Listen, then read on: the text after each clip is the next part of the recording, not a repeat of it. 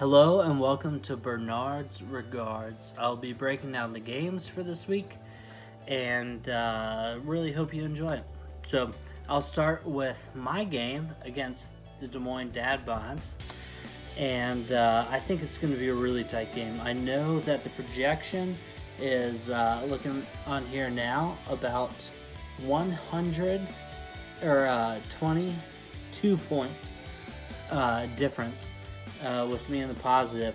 But I think I really like Saquon against San Francisco. That's a huge thing.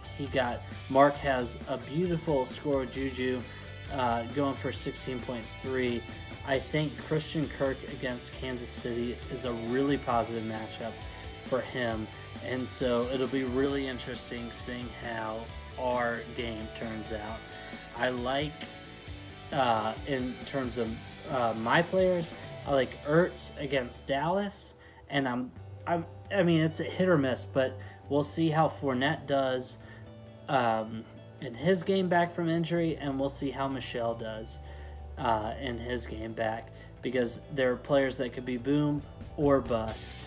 I clearly kept the wrong person in Fournette against McCaffrey, and so it'll be interesting. Really great game against Mark, and really excited that he just had his new boy born. Second game, Mount Olympus Megalodons versus Lagavulin 16. I know the projection is a little screwed on here. We got Tony up by almost 30 points. I think Jonah could make this a game. I like Melvin Gordon against Oakland. I like Duke Johnson against Atlanta. Atlanta's defense has not been good, especially for pass-catching running backs. I think he has options. Michael Thomas has been almost the best wide receiver in all of football, a total stud going against Cincinnati. We got Josh Gordon. Olsen's figured out. Marquise Goodwin, hit or miss. But then you got Calvin Ridley going against Cleveland, which I really like that matchup with Julio and Mohamed Sanu matching up against their top two cornerbacks. So I think Jonah's team has the potential to way overperform his projection.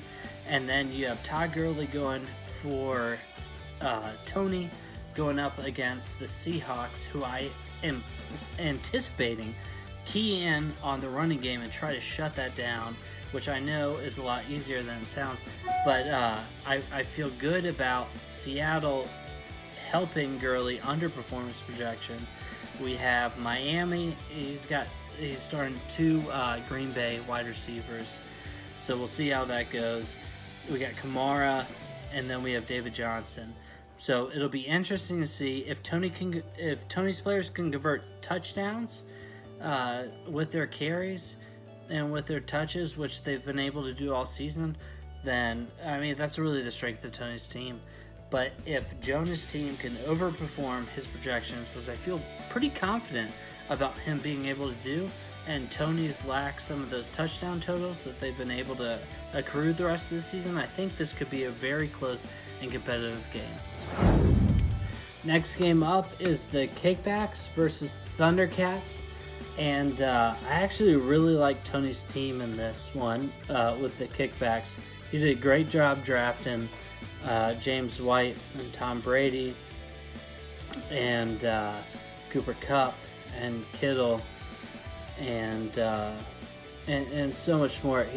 Tony's draft was unbelievable. I mean, he did.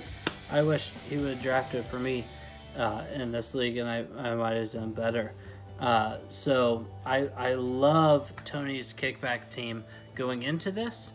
But having said that, Gene, frustratingly enough, man, you tied yourself to the Broncos a few years ago and did really well with that.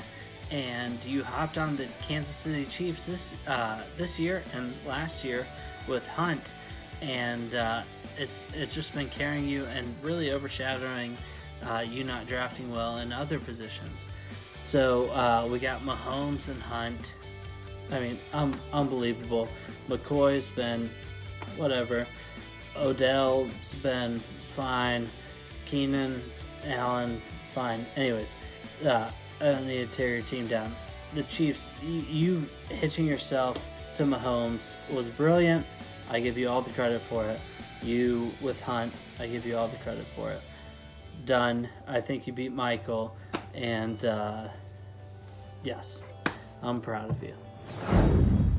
Next, we come to the Gauchos versus the Big D's. While they had an intense matchup earlier in the year, which the Gauchos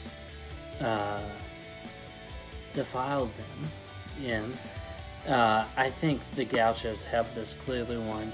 It is brutal having to play against someone who scored 32 points, essentially, on a Thursday night game.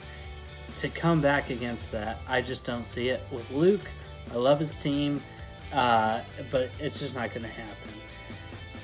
Joe has Zeke as a flex. He's got Tyler Boyd as a flex. Both of those are great options. Luke is running with AP for Tampa Bay, which could get him some points, and Ingram against Cincy, which I don't necessarily see him getting a ton with Kamara as the handcuff there, and then Breda and Howard against Detroit. Detroit, for some reason, has just been throttling Chicago the past few years. And so I'm not high on any Chicago fantasy player this week, just because of their matchup with Detroit. And I don't understand it, but the Lions kind of own the Bears right now. So we come to our last matchup of the evening, the Titan Deviants versus the Horse Sticks. And honestly, I'm not sure. It kind of seems like a toss-up. The Horse Sticks have been the most consistent in drafting good players and then trading them away. So I'm not sure. I think they might have a superstar on their team that they're willing to trade away during the season.